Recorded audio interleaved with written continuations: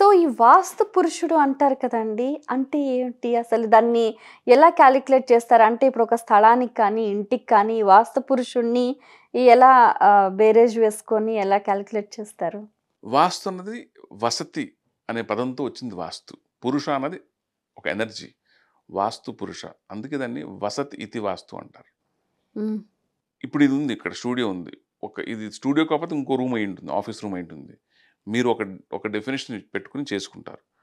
అలాగే వాస్తు అన్నది ఒక ప్లేస్‌కి నిర్ణయించిన సబ్జెక్ట్. ఆ ప్లేస్‌కి మీరనుకుంటారు కదా! లైట్ ఉంది. విజిబుల్ ఫోర్సెస్, ఇన్విజిబుల్ ఫోర్సెస్ కనిపించేవి, కనపడనివి 2 ఉంటాయి. కనిపించేవేంటి గాలి, వెలుతురు, నీరు, ఆకాశం, అగ్ని కనబడతాయి. కింద నుండి కరెంట్, మ్యాగ్నెటిక్ కరెంట్ కనపడదు. ఆకర్షణ శక్తి కనపడదు. అది కూడా సైక్లిక్‌గానే ఉంటుంది. సో, మీరు చేసే పనికి ఏ పనైతే మీరు సంకల్పిస్తారో ఆ యొక్క ప్లేస్‌కి సంబంధించి అనుగుణంగా ఉంటే అది మంచి రిజల్ట్ ఇస్తుంది. వ్యతిరేకంగా ఉంటే వ్యతి రిజల్ట్స్ కూడా అన్యాయంగానే ఉంటాయి. అది దీంట్లో ఉన్న సీక్రెట్ అయితే అదే. సైంటిఫిక్‌గా చెప్పాలంటే మ్యాథమెటికల్‌గా చేసుకోవచ్చు. కాపోతే దాన్ని మనం ఈరోజు పెడితే రేపు రిజల్ట్ రాదు. సైన్స్ కొంచెం టైం తీసుకుంటుంది. బట్ రిజల్ట్ మాత్రం కరెక్ట్‌గా ఇస్తుంది.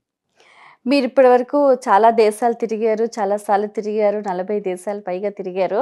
సో, అంటే ఇప్పుడు మన భారతదేశంలో కానీ, మిగిలిన దేశాల్లో కానీ ఈ జ్యోతిష్యం, వాస్తు ఎవరెవరు ఎలా ఎలా దాన్ని పరిగణనలోకి తీసుకుంటారు?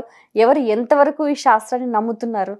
నా దృష్టిలో ప్రపంచంలో ఈ సబ్జెక్ట్‌ని అన్ని దేశాల్లోనూ ఆదరణ ఉందండి. వెస్టర్న్ తీసుకుంటే American federation of astrologers association ఉంది. వాళ్ళు ఆస్ట్రాలజీ వెస్టర్న్ సిస్టమ్‌లో చేస్తారు. వాళ్ళు మన ఇండియా నుంచి అంటే ఇక్కడ మిడిల్ ఈస్ట్ నుంచి యూరోప్ నుంచి తీసుకెళ్లారు వాళ్ళు. అలాగే నేను ఆఫ్రికాలో కూడా చాలా పనులు చేశాను. యూరోపియన్స్‌కెళ్ళి కొడుతున్నాను.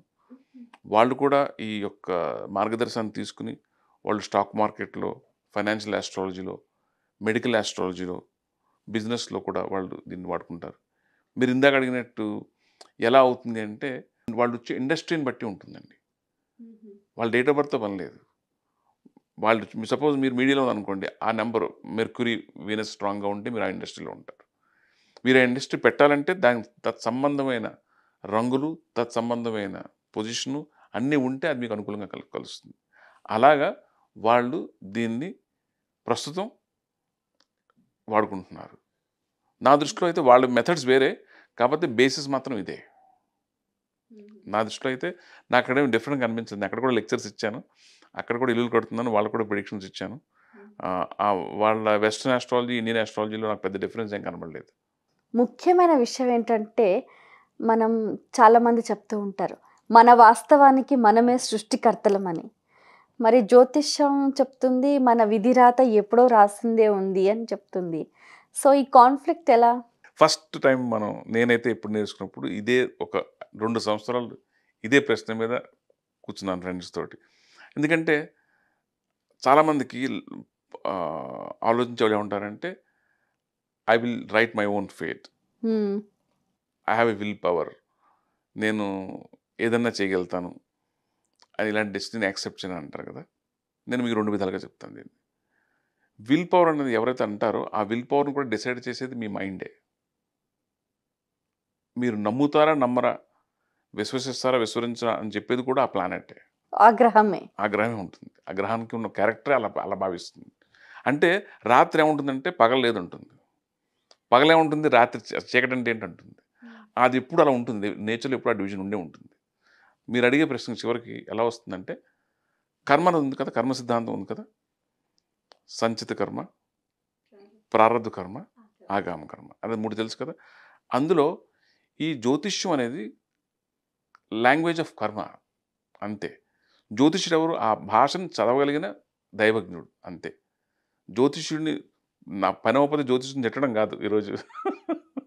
జ్యోతిష్యుడు చేసే యోగం ఉంటే తనకు కూడా కష్టాలు తప్పవు కదా! డాక్టర్ క్యాన్సర్ అని ఎక్కడైనా లేదు కదా! డాక్టర్ కూడా రావచ్చు క్యాన్సర్. రోగం అనేది ఎవరికైనా రావచ్చు. అలాగే జ్యోతిష్యుడు ఏం చేస్తాడంటే, మీరు చదవలేనిది మీకు చదివి చెప్పగలుగుతాడు. అయ్యా ఇలా రాసుంది ఇండికేటివ్ మాత్రమే ఇది. నిర్ధారించదు. సూచిస్తుంది ఇది.